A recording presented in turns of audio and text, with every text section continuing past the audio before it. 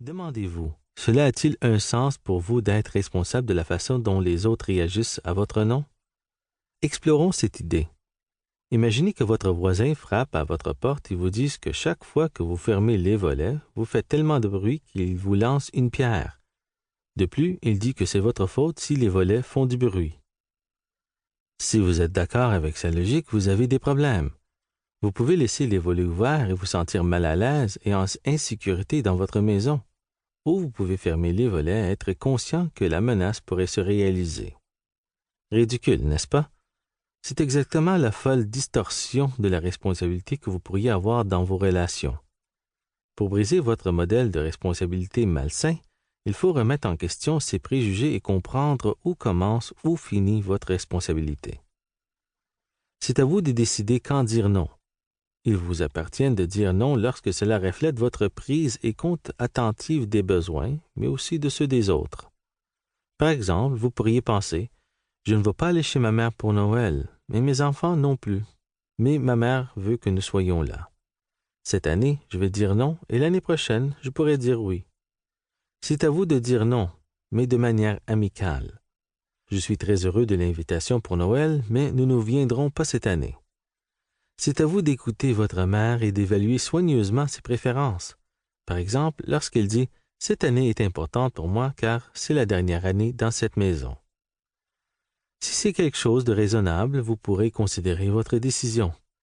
S'il n'y a rien de nouveau, ou si vous voulez toujours dire non, c'est à vous de dire « Je comprends votre demande, mais nous ne viendrons pas cette année. » C'est à vous d'écouter la réaction et l'interprétation de ce non par votre mère.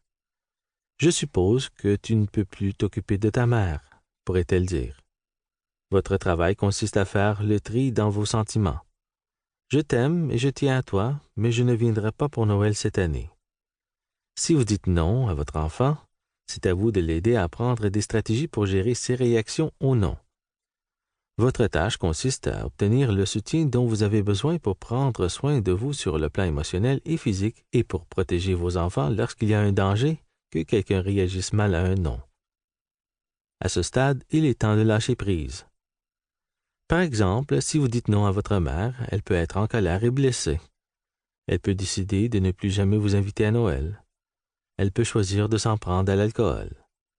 Elle peut décider de dire à tes frères et sœurs combien vous êtes terribles, mais rien de tout cela n'est de votre responsabilité.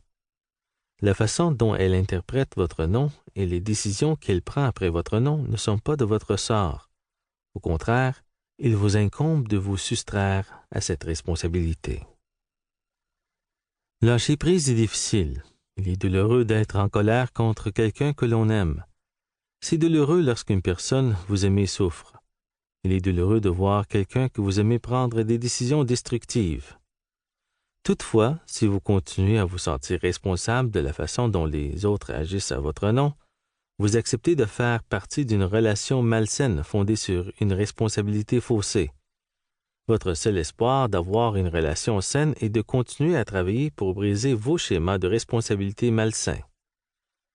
Heureusement pour ceux qui essayent de transformer une responsabilité malsaine en responsabilité saine, il existe des signaux internes qui vous avertissent lorsque vous risquez d'être victime d'idées fausses.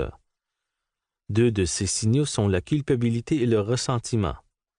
La culpabilité et le ressentiment reflètent souvent une peur de dire non qui vient du fait que l'on se sent responsable de la réaction d'autres personnes.